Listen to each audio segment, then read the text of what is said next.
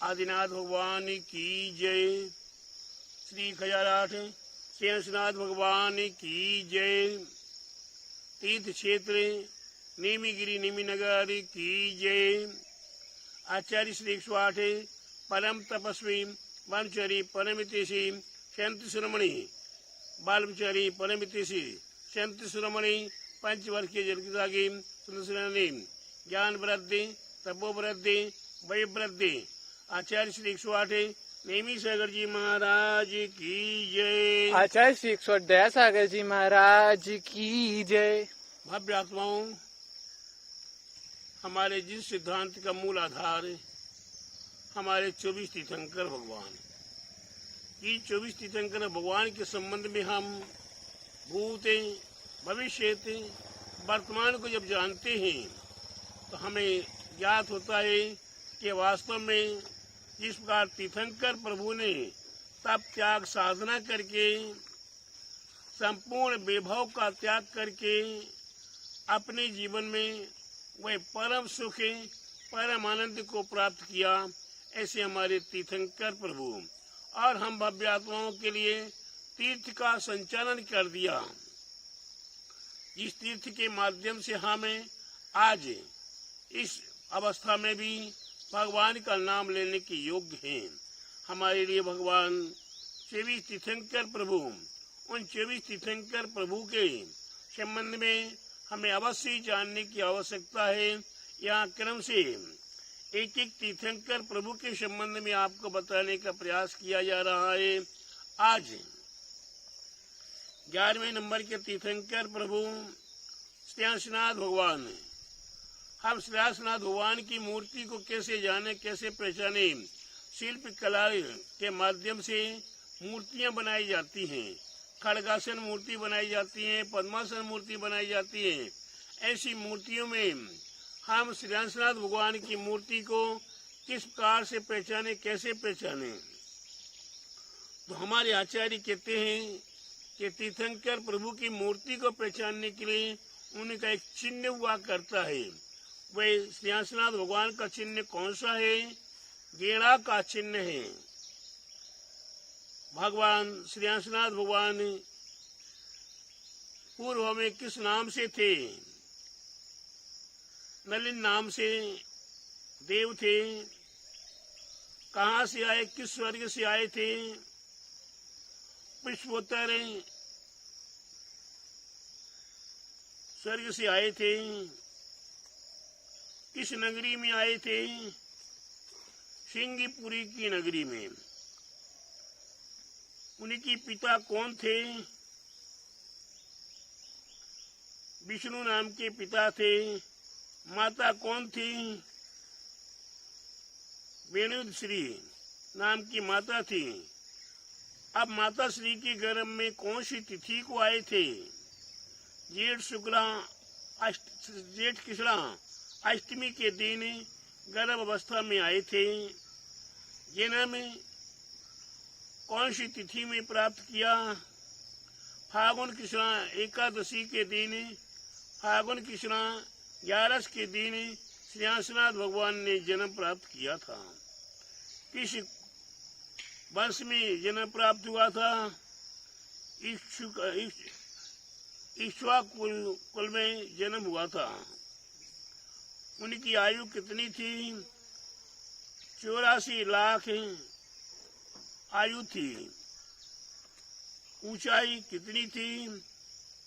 80 धनों से की ऊंचाई थी। किस वर्ण के थे? स्वर्ण वर्ण, पीत वर्ण, तपाए हुए सोने की समान वर्ण के थे। वैराग्य, संसार अवस्था में रहते रहते उन्हें वैराग्य प्राप्त होता है। वैराग्य का कारण क्या बनता है? बसंत बने लक्ष्मी नाश, बसंत बने और लक्ष्मी का नाश। इतना देखने मात्र से ही उन्हें वैराग्य की प्राप्ति हो गई। वैराग्य की प्राप्ति के उपरांत दीक्षा किस तिथि में ली? फागुन कृष्णा एकादशी के दिन 11 के दिन दिगंबरी दीक्षा प्राप्त की। किस समय में की? पूर्वान्ह काल में, प्रातः काल में दिगंबरी दीक्षा प्राप्त की। कौन सी नगरी में दिगंबरी दीक्षा प्राप्त की? वह नगरी भी पावन पवित्र होती है। सिंगीपुरी, श्रीनाथपुरी, सिंगीपुरी में उनने दिगंबरी दीक्षा प्राप्त की थी। किस वन में? आप यहाँ देख रहे हैं, आप प्रवचन सुन रहे हैं। कहाँ बैठे हुए प्रवचन हो रहा है? एक वन है, नींबू का वन है, अमरूद का वन है, अनार का वन है। उसी प्रकार से हमारे श्रीनाथ भगवान ने किस वन में दिगंबरी दीक्षा प्राप्त की थी? मनोहर नाम के वन में दिगंबरी दीक्षा प्राप्त की थी। किस पालकी में बैठकर गए थे? विमल प्रभा नाम की पालकी में बैठकर गए थे। किस वृक्ष के नीचे बैठकर दिगंबरी दीक्षा प्राप्त की? तेंदु के वृक्ष के नीचे बैठकर दिगंबरी दीक्षा प्राप्त की। दिगंबरी दीक्षा प्राप्त करने के उपरांत कितने उपवास? 3 उपवास का संकल्प लेकर वे ध्यान लीन हो गई। उनके साथ में और कितने मुनिराजों ने कितने राजाओं ने दिगंबरी दीक्षा प्राप्त की? 1000 राजाओं ने दिगंबरी दीक्षा प्राप्त की। किस नगरी में उनका प्रथम आहार हुआ? सिद्धार्थपुर में प्रथम आहार हुआ। प्रथम आहार किसने दिया? सुनंदे राजा नाम ने आहार दिया। सुनंदे नाम के राजा ने प्रथम आहार दिया। आहार में क्या दिया? आहार में क्या दिया? बस वही गौ क्षीर के बने हुए पकवान, यानी कि गाय के दूध से बने हुए पकवानों का प्रथम आहार हुआ। छद्मस्त काल कितना रहा? 2 वर्ष छद्मस्त काल रहा। इसके उपरांत नियम है, छद्मस्त काल के उपरांत उन्हें केवल ज्ञान की प्राप्ति होना है। केवल ज्ञान की प्राप्ति किस तिथि में हुई? माघ कृष्णा अमावस्या के दिन केवल ज्ञान की प्राप्ति हुई। केवल ज्ञान किस समय में हुआ? अपराह्न काल में केवल ज्ञान की प्राप्ति हुई। किस स्थान पर केवल ज्ञान की प्राप्ति हुई? श्रीनाथपुरी में केवल ज्ञान की प्राप्ति हुई थी। केवल ज्ञान किस वन में हुआ था? मनोहर वन में केवल ज्ञान की प्राप्ति हुई थी। किस वृक्ष के नीचे बैठे हुए तप कर रहे थे? जब केवल ज्ञान की प्राप्ति हुई तो कौन से वृक्ष के नीचे तप कर रहे थे? तेंदु के वृक्ष के नीचे बैठकर वे तप कर रहे थे। वहां पर वे ध्यान में लीन होकर उन्हें केवल ज्ञान की प्राप्ति हुई। श्रीनाथ भगवान के समुद्र का व्यास, लंबाई चौड़ाई कितनी थी? 7 योजन। कितनी? 7 योजन की व्यास लंबाई चौड़ाई थी। समुद्र में कुल मुनिराजों की संख्या कितनी थी? 84,000 मुनिराजों की संख्या थी। समुद्र में आर्जिकाओं की संख्या कितनी थी? 1,30,000 1,30,000 आर्जिकाओं की संख्या थी। कुल गांधर कितने हुए? 77 गांधर हुए। कितने गांधर हुए? 77 गांधर हुए। और उन गांधरों में मुख्य गांधर कौन थे? धर्मनाथ के मुख्य गांधर थे। धर्मनाथ, धर्मनाथ हमने जोड़ दिया क्योंकि महामुनिराजों को नाथ, स्वामी आदि जोड़ा जा सकता है। तो यहाँ धर्मनाथ के मुख्य गांधर हुए। मुख्य आर्जिका का नाम क्या था? चारणा नाम की मुख्य आर्जिका थी। कुल कितने श्रावक थे? श्रीनाथ भगवान के सम्मुख में 2 लाख श्रावक थे। श्रावकाएं कितनी थी? 4 लाख। एक आदमी की एक पत्नी होती है, यह 2 कैसे हो जाएंगे? दुगने कैसे हो गए? फिर भी कहते हैं कि महिलाओं में धर्म ज्यादा हुआ करता है। क्या हुआ करता है? पुरुषों में धर्म नहीं होता उतना। पुरुष तो धंधे में, व्यापार में, लोभ में, लालच में, मोह में, माया में फंसे रहते हैं, इसलिए वो कम पहुंचते हैं। और महिलाओं में धर्म के प्रति अति रुचि हुआ करती, उनका दिल अति कोमल हुआ करता है, इसलिए महिलाएं धर्म ज्यादा करती हैं। 4 लाख श्राविकाएं थी। मुख्य श्रोता का नाम क्या था? त्रिपुष्ट नाम के मुख्य श्रोता थे। केवल ज्ञान के पूरे कितने उपवास किए थे? 2 उपवास किए। 2 उपवास करने के उपरांत उन्हें क्या हुआ? फिर मोक्ष की प्राप्ति होगी। तो उनके कितने यतिगण सिद्ध हुए? 65,600 महामुनिराजों ने सिद्ध अवस्था प्राप्त की। अनवद्य केवली की संख्या समुद्र में कितनी हुई? 72 महामुनिराजों की अनवद्य केवलियों की संख्या हुई। केवल ज्ञान का समय 2 वार्षिका में 21 लाख पूर्व, 21 लाख वर्ष पूर्व नहीं, वर्ष इतना केवल ज्ञान का समय रहा। इसके उपरांत महामुनिराज श्रीनाथ प्रभु ने निर्वाण अवस्था, मोक्ष अवस्था की स्थिति में प्राप्त की। श्रावण शुक्ला पूर्णमासी अभी आने वाली तिथि है 3 अगस्त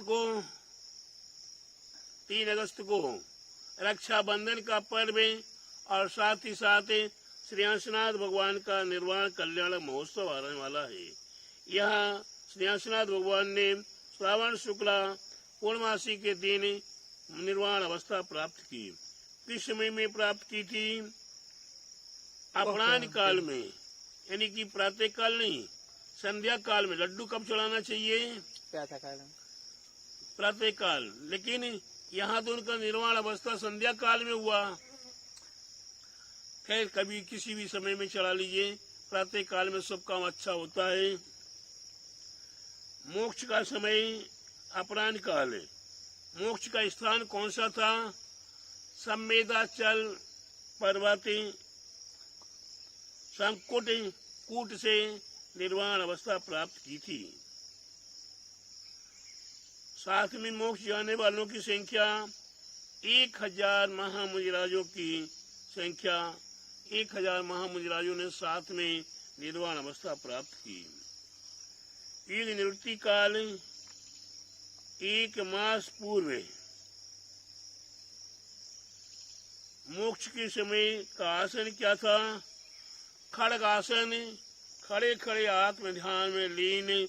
ऐसे हमारे श्रीनाथ भगवान ने खड़गासन अवस्था में निर्वाण अवस्था प्राप्त की। श्रीनाथ भगवान के समय में कोई चक्रवर्ती हुए नहीं हुए। बलदेव हुए, विजय नाम के बलदेव थे। नारायण प्रपुष्ट नाम के नारायण थे। प्रतिनारायण अश्वग्रीव नाम के प्रतिनारायण थे। रुद्र श्री प्रतिष्ठे नाम के रुद्र थे। और श्रीनाथ भगवान के समुद्र में मुख्य यक्ष कौन थे? ईश्वर कुमार नाम के मुख्य यक्ष थे। और यक्षिणी कौन थी? गौरी नाम की मुख्य यक्षिणी थी। वैसे तो समुद्र में चतुर्निकाय देव हुआ करते हैं, चतुर्निकाय देवांगनाएं हुआ करती हैं, बाबा जवासी के, ज्योतिषवासी के, बेहतर जाति के और कलवासी के, ऐसे कि चतुर्निकाय देव और उनकी पत्नियां चतुर्निकाय देवियां, उनकी 8 सभाएं होती है, लेकिन उनमें भी ये मुख्य यक्ष और मुख्य यक्षिणी हुआ करते हैं। अब हमारे श्रीनाथ भगवान ने विशेष रूप से कौन सा पद प्राप्त किया था? मंडली के नाम के राजा का पद प्राप्त किया था। ऐसे हमारे श्रीनाथ भगवान का संबंध हमारे लिए आज प्राप्त हुआ। इनकी महिमा हमने जानी, इनके जीवन चरित्र को जाना। इनके जीवन चरित्र के साथ साथ हमारे जीवन सिद्धांत में यंत्र, मंत्र और तंत्र की भी एक महिमा बताई गई है। वे श्रीनाथ भगवान यानी प्रत्येक 24 तीर्थंकर भगवान के यंत्र आदि भी हैं, मंत्र भी हैं, रिद्धियां भी हैं और उनकी साधना करने की विधि आदि भी प्राप्त होती है। तो अगर आपने कई 24 तीर्थंकर भगवान के यंत्रों को जाना कि नहीं जाना हमें नहीं मालूम, लेकिन मैं आपके लिए आज श्रीनाथ भगवान का, वैसे तो प्रत्येक तीर्थंकर भगवान के आदिनाथ का भी है, अजितनाथ का भी है, समोनाथ का भी है, प्रत्येक तीर्थंकर की यंत्र 24 है। उनमें से आज आपके लिए श्रीनाथ भगवान का यंत्र आज भी दिखाने का प्रयास करते हैं। यहाँ पर हमारे इस सिद्धांत के अंदर यंत्र, मंत्र, तंत्र आदि का भी विशेष महत्व बताया हुआ है, जिसमें यहाँ श्रीनाथ भगवान का यंत्र आज आपके लिए देखने को प्राप्त हो रहा है। साथ ही साथ इस यंत्र में रिद्धि, मंत्र और विशेष रूप से बीजाक्षर मंत्र लिखे हुए हैं। उन बीजाक्षरों का महत्व, उस रिद्धि का महत्व, मंत्र का महत्व अपनी अपनी जगह पर एक अपना अपना महत्व रखता है। कौन सा महत्व कहाँ है आप देखते हैं, जानते हैं, समझते हैं कि एक गेहूं हुआ करता है, गेहूं से आटा बना करता है, आटे के माध्यम से रोटी बना करती है, आटे के माध्यम से पराठा बना करता है, आटे के माध्यम से पूरी बना करती है, आटे के माध्यम से मटरी बना करती है, आटे के माध्यम से और भी अनेकों वस्तुएं बना करती हैं। उन सभी वस्तुओं में अपना अपना अलग अलग स्वाद हुआ करता है, अलग अलग बनाने की कला हुआ करती है। उसी प्रकार से हमारे जीव सिद्धांत के अंदर ये रिद्धि, मंत्र, अर्घ्य, यंत्र आदि इन सब की महत्व अपनी अपनी जगह पर अपने अपने महत्व को लिए हुए है। यहाँ आप जान रहे हैं, समझ रहे हैं, देख रहे हैं और अपने देखकर अपने जीवन को इसी जीवन में उतारने का प्रयास करें, अपने जीवन को महत्वपूर्ण बनाने का प्रयास करें। यह आपके जीवन में एक अद्भुत महिमा है, अद्भुत आपके लिए एक शक्ति है। जब ये शक्ति आपको प्रकट हो जाती है तो इस शक्ति के माध्यम से आपके लिए चतुष्पद वाले जानवरों से रक्षा होती है और अनेक प्रकार के आपकी व्यवस्थाएं बना करती हैं। इसलिए प्यारे बंधुओं, ये श्रीनाथ भगवान हमारे आपके लिए प्रीत बढ़ के सुंदर सुंदर भगवान है। ऐसे भगवान को अपने हृदय में बसाए और अपने जीवन को सार्थक करें। पूरे श्री 1008 श्रीनाथ भगवान की जय। तीर्थ क्षेत्र नेमीगिरी नेमी नगर की जय।